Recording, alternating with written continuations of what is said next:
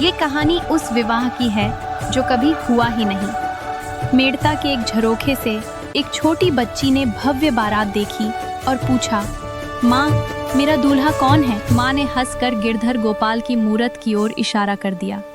वो एक पल का मजाक था, लेकिन मीरा के लिए वो एक जन्मों का अटूट वचन बन गया। वर्षों बाद राजनीति और मर्यादा की खातिर मीरा का विवाह मेवाड़ के राजकुमार भोजराज से हुआ।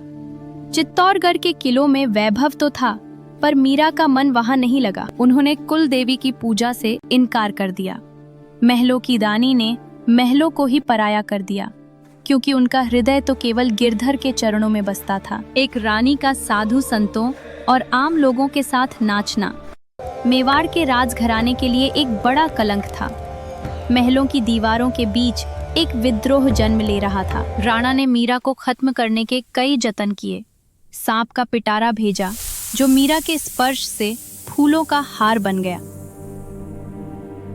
फिर आया जहर का प्याला, जो उनके होठों से लगते ही अमृत बन गया। काल भी उनके सामने हार गया। कांटों की सेज बिछाई गई, पर वो भी गुलाब की पंखुड़ियों में बदल गई। मीरा का विश्वास अडिग था और कृष्ण उनके साथ थे। मीरा ने समझ लिया कि महल उनके लिए एक पिंजरा था। उन्होंने राजसी ठाठ त्यागे और एक जोगन के रूप में घर छोड़ दिया। नंगे पैर धूल भरे रास्तों पर चलते हुए वो वृंदावन की ओर बढ़ चली।